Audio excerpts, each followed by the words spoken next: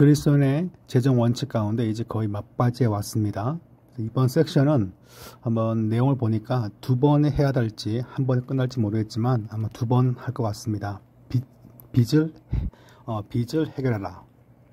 스캔이 약간 이렇게 좀 희미한데 빚이 아니고 돈을 빌린 것을 빚이라 부르죠. 그걸 해결해야 한다. 그렇게 제시합니다.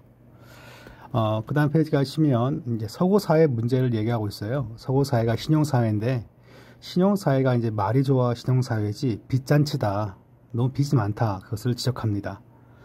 사실 미국 역사를 보면 1990년대 이후로 미국이 제조업이 몰락합니다. 그러니까 중국과 수교하고 나서 이 미국이 제조업이 몰락하는데 이제 주택 담보와 그 다음에 신용 대출 같은 걸 많이 합니다. 그래서 돈을 많이 굴려야지 시장이 굴러간다라고 해가지고 일반 서민들에게 돈을 많이 빌려주고 또한 파산도 하면서 그런 이제 소위 이제 모르트기지와 그다음에 파이낸싱 그 두 가지를 많이 하게 되는데 그렇게 해가지고 지난 한 20년 지금 버텨왔어요. 지금도 여전히 미국이 제조업이 되지 못하고 그러니까 즉 서민들이 서민들의 그 일자리가 없기 때문에 자꾸 이렇게 돈을 빌려주고 집을 사고 그다음에 뭐 집 담보 해가지고 또 이제 빚을 내고 그런 것들이 많은데 이제 그런 부분들이 상당히 서구 사회 문제다라고 그렇게 얘기합니다. 그래서 이 책은 빚을 내면 그 빚을 갚지 못하고 점차 불어나는 그 현실을 얘기하고 있습니다. 성경 구절에서 이제 하나님께서 채워주지 못한다면 구멍 뚫어진 전대에 넣는 것이다라는 학개서 말씀을 예를 들었는데 이 말씀을 예로 드는 것은 적절하지 못합니다. 그러니까 이 말씀이 이 빚잔치와 그런 상관이 없고 하나님의 심판과 저주 가운데 있을 때 뭔가를 벌어도 쌓이지 않는다 그 얘기인데 심판과 저주가 이 말씀의 핵심인데 저자는 그것을 마치 빚을 진 것에 비유하고 있기 때문에 성경 해석상에는 약간 오류가 발생합니다. 그 다음 페이지 보시면 이제 많은 사람들이 뭐 돈을 버는 거와 관련돼 가지고 그 돈을 버는 동기가 잘못돼서가 아니라 방법과 시기가 잘못된 것이 문제다. 그럼 방법과 시기가 잘못된 게 뭐냐라는 것은 함부로 돈을 빌리는 것입니다. 그것이 바로 빚을 이용하여서 돈을 더 늘리고자 하는 시도는 마치 뭐와 같냐면 그것이 바로 만몬의 영에 사로잡혀 있다는 것입니다.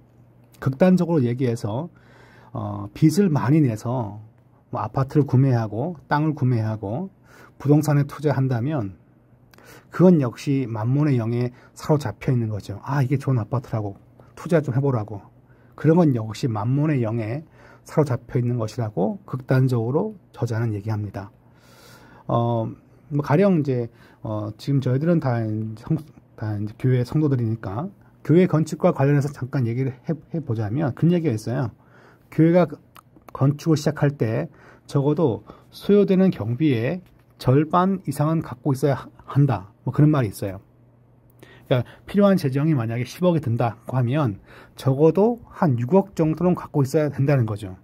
근데 그것도 없으면서 기존 건물을 담보로 하여서 건물을 짓다 보면 중간에 약간 교회가 불협화음이 생기다 보면 또 재정을 갚지 못해가지고 교회가 이제 파산되는 경우가 종종 있고 그 건물이 다른 교회로 가는 것이 아니라 이단 교회로 가는 경우가 상당히 최근에 많이 발생합니다. 그러니까 일의 동기도 중요하지만 방법과 시기에 있어서 빚을 이용하는 것은 성경적이지 않다. 그게 이제 저자의 기본적인 주장입니다. 그러니까 신용카드 역시 마찬가지인데 쓰다 보면 상당히 많은 부분을 이자로 갚게끔 되어 있습니다.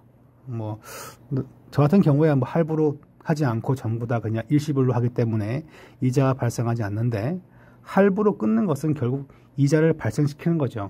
그렇기 때문에 그것은 자기가 갖고 있는 전대 크기보다 더 많이 소비하는 결과가 되고 결국 미래의 수입도 뺏어먹는 그런 결과가 되기 때문에 신용카드도 상당히 우리가 조심해야 한다는 입장을 지금 저자가 취하고 있습니다. 이제 많은 사람들이 이렇게 돈을 어떻게 사용해야 하는지에 대하여 생각해 보지 않으면서 급한 대로 돈을 대출하거나 카드로 긁죠. 거기에서 문제가 발생합니다. 이 친구는 부채를 네 가지로 나누었는데 소비 부채, 대출, 사업 부채, 투자 부채. 지금 여기에서 이 저자는 사업과 투자는 좀 전문적인 영역이라 다루지 않고 소비 부채와 대출 부채에 대해서만 이 책에서 다루게끔 됩니다.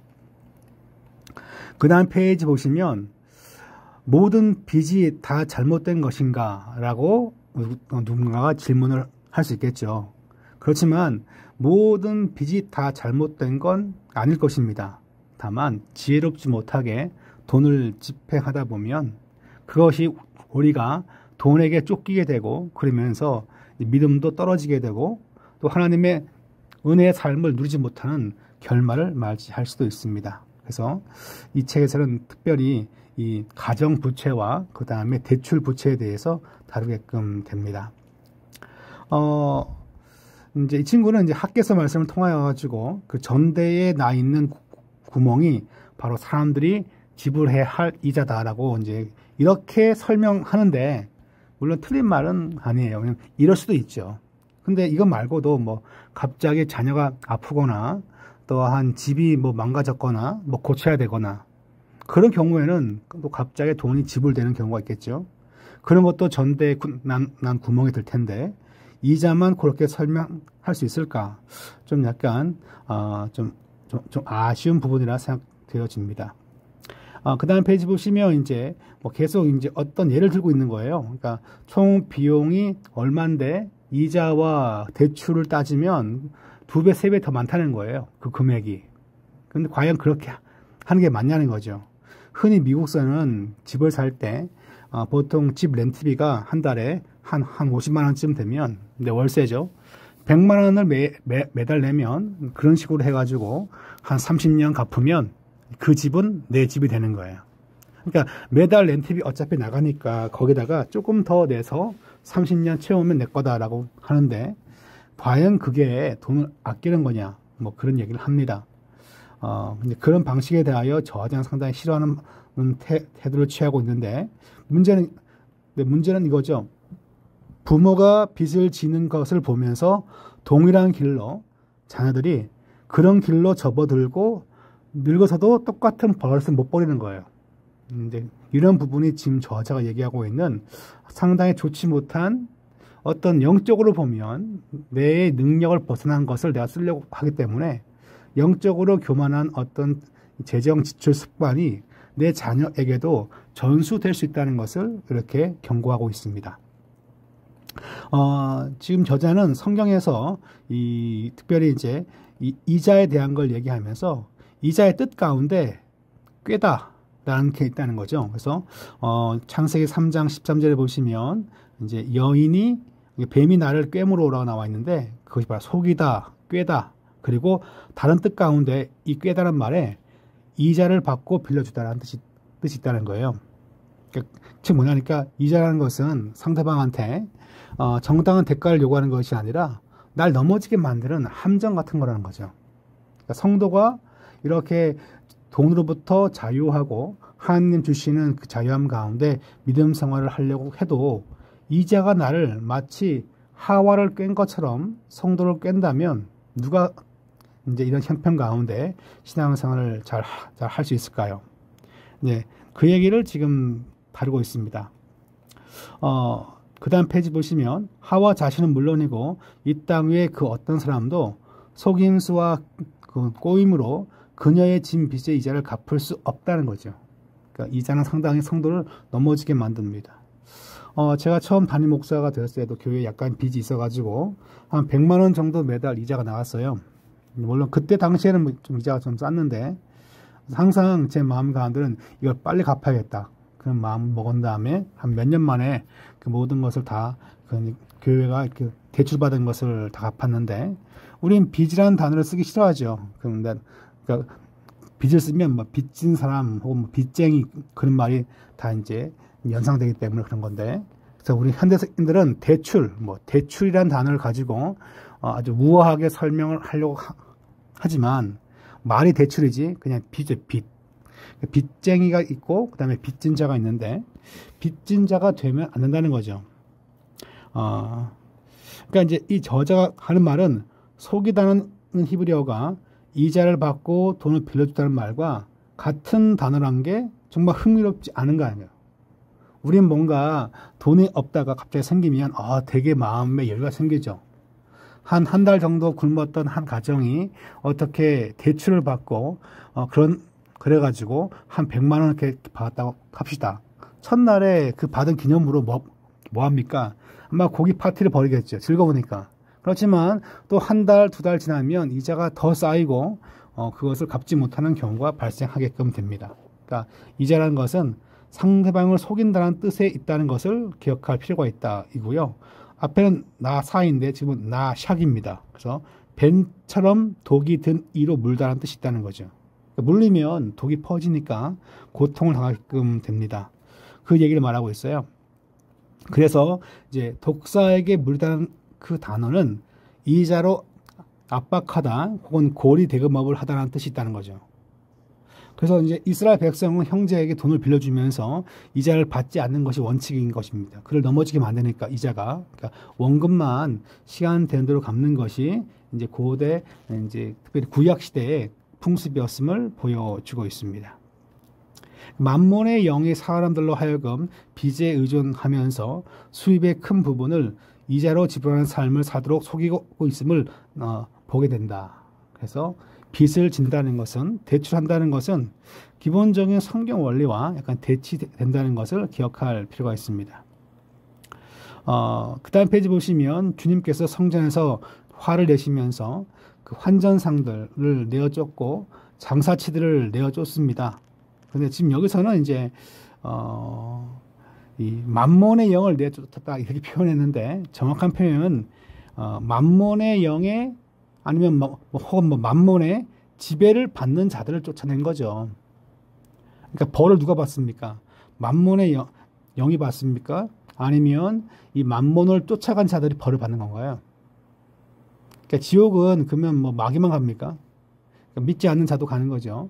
그러니까 이 부분이 조금 이제 마음에 들지 않는 그런 성경 멘트가 될 수 있습니다. 밑에 보시면 첫 대출이라는 어떤 시를 누가 졌는데 지금 여기 보면 이렇게 나와 있습니다. 잡초라고는 없는데 산들 바람과 향기로운 공기로 감싸셨네. 언제요? 대출금 나올 때. 대출금 나올 때는 그렇다는 거예요. 다 있지 않습니다. 이렇게 되어 있어요. 둘은 그렇게 서로의 기쁨이 되었네. 그리고 나무 사이로 하와가 쇼핑을 하기 전까지는. 그러니까 대출금을 갚고, 그러니까 대출 받았으면 정당하게 쓰고 하면 되는데 또 대출 나왔으니까 뭐 합니까? 또 쇼핑하고 그냥 쓰는 거죠. 그들은 그것이 얼마나 좋은가 계속 떠들어댔다는 거예요. 왜냐면 사과를 샀기 때문에. 아마 사과 소스를 먹으니까 애플 소스가 맛있으니까 그렇게 된 것 같습니다. 그리고 감람나무 이파리 옷까지도 사버렸다는 거예요. 그러니까 쇼핑을 하고 다 지불해버린 것입니다. 대출하면 다 나오니까. 상인들이 늘 그러하듯 드디어 뱀이 청구서를 들고 왔네. 그러니까 청구서가 들어오면, 근데 지금은 청구서가 아니라 매달 자동으로 빠져나가죠. 그죠? 월급 들어오자마자 1분 만에 싹 다 빠져나갈 것입니다. 마치 그와 같은 삶을 묘사하고 있고요. 그 마지막 페이지 보시면 다 읽지 않고, 늙은 아담은 하루 종일 땅을 갈았고 집에 가서 젖소의 우유를 짰고 돼지와 닭에게 먹이를 주고 주저앉아 투덜거리고 투덜거렸네. 평생 뭐합니까? 남 두어라고 일하고 수고하고 노동을 한 거죠. 투잡, 쓰리잡을 뛰고 있어요. 근데 뭔가 여기에는 지혜가 없는 거고 방법에 있어서 좋지 못한 방법으로 그렇게 사업을 벌리고 일을 해왔던 것입니다. 그 가운데 대표적으로 빚을 진 게 여기에 있습니다. 어떤 사업을 하더라도 빚을 지고 하는 것은 성경적이지 않다는 것을 기억할 필요가 있습니다. 저는 이 저자의 글에 대하여 일부분을 반대하지만 저자가 빚에 대하여 상당히 부정적인 멘트를 많이 하고 있는데 여기에 대해서는 찬성합니다. 모든 단 것은 쓴맛이 되고 그 다음 페이지 보시면 친구들이 모두 적이 되었네. 왜 적이 될까요? 친구한테 돈 빌려달라고 전화질을 많이 하잖아요. 그죠? 친척들한테. 심지어 교인들한테도 말하는 경우 있는데 그 교회에서는 재정 그런 이제 거래를 우리는 금지합니다. 하게 되면 전 그냥 교회 공포할 겁니다. 교회 공포하고 재정 거래는 하지 마십시오. 왜냐하면 그것은 이렇게 우리가 상당히 이제 만몬에 사로잡혀 있는 그런 한 상태에 벗어나지 못하고 거기에 헤매고 있다면 항상 거기에 또 매몰되어 있거든요. 해결되지 못하면서 자꾸만 뭔가 빈 독에 물을 붓는 것 같은 그런 느낌을 받을 수 있습니다. 자, 그 다음 보시면 대출은 무척 재밌는 단어이다. 프랑스어인데 모트와 그 다음에 게이지가 있는데요. 모트가 원래 죽을 운명의란 뜻이에요. 그러니까 모탈 그러면 모털 그러면 죽을 운명의라는 뜻이죠. 그러면 안 죽을 운명은 이제 이 앞에다가 I am을 써가지고 immortal이에요. immortal. 그러니까 이게 유명한 영화 제목인가 아마 그런데 모탈은 죽을 운명인데 이 게이지는 불량 몫이랍니다. 그러면 이 약간 모르게지는 모트게지는 뭡니까? 모르게지는 뜻이 죽음의 불량, 죽음의 몫이란 거죠. 그러니까 대출을 잘 받으면 그걸 때문에 막 이렇게 새 생명을 얻을 것 같지만 결국에는 뭡니까? 그 가운데 다 끝나버리는 거죠. 인생이. 그러니까 조심해야 되는 겁니다. 밑에 보시면 빚으로부터 빠져나오기 위해 빌린 필요가 있는 경우도 있지만 특별히 빌린 돈을 통해 궁극적으로 돈을 만들어낼 수 있는 때의 경우다. 그러니까 대출을 해가지고 내가 뭔가 했는데 금방 자금이 잘 순환되면서 대출을 막는다면 대출을 갚아낸다면 그 대출은 선한 목적이죠. 그렇지만 돈 낳을 구석은 없는데 또 대출을 또 하는 거죠. 그럴 경우에 하나님 주시는 지혜가 신령한 지혜가 필요하다. 그 얘기를 하고 있습니다. 그런 분들은 사업을 아예 아무것도 하지 마시고 그냥 직장 생활 하시는 것이 답입니다. 그러니까 비슷한 업을 2번, 3번 해서 망하신 분들이 참 많은데 많다 하여서 전체 10%도 되지 않겠지만 비슷한 업을 몇 번 해서 자꾸 망하는데 하지 않는 것이 지혜인 거죠. 근데 계속 하려고 하죠. 만몬의 영에 사로잡혀 있는 것입니다. 제가 만몬의 영이라는 단어를 별로 안 좋아한다고 했죠. 그죠? 만몬에 사로잡힌 거예요, 그게. 왜 자꾸 사업을 벌립니까? 그죠? 장사도 못하면서. 자기 돈으로 하시면 됩니다. 근데 전부 뭡니까? 대출을 끌어 쓰는 거죠. 그러니까 빚 갚다가 인생 다 망하는 겁니다. 그러니까 대출을 끌어 쓰기 싫으면 그냥 부모님한테 달라고 하고 부모님이 안 주면 안 해야죠. 그런데 자꾸만 사업가적인 소질이 전무한데 제가 봤을 때도 이렇게 자꾸만 사업을 벌이는 분들이 예전에도 있었고 지금도 있고 아마 장차도 아마 생기겠죠. 예전에 어느 전사님 동생이 호주에서 들어왔는데 한국에 들어오기 싫어하는 거예요. 근데 하는 말이 엄마가 나 다 밀어줄 거냐고. 그러면 나 가겠다고. 그러니까 딸 넷에 아들 하나니까 그 아들을 좋아했으니까 막내 아들이니까 들어오라고 해가지고 사업을 계속 밀어주죠. 당구장, 노래방 같은 것들을 계속 밀어주는 거예요. 그리고 3번이나 다 말아먹었어요.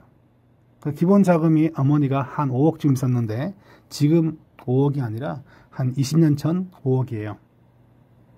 다 말아먹었어요. 다. 그리고 끝에 3번째 마지막 사업할 때도 안 해주려고 하니까 엄마가 나를 불러가지고 10년 전에 그 멘트를 다시 하면서 또다시 마지막 싹싹 긁어가지고 갖다 꼬라박고 1년 만에 빈털터리가 되는 거죠. 그러니까 사업가적인 마인드가 전무한 거야, 이 친구는. 그러면 그냥 공장 가거나 취업하거나 그런 거 해야 되는 거죠. 장사라든가 스몰 비즈니스라든가 오피스를 오픈하면 안 되는 거야, 이 친구는. 사업적인 마인드가 전무하거든요. 제가 왜 열을 내죠? 그 전사님이 참 불쌍해서 그런가 봅니다.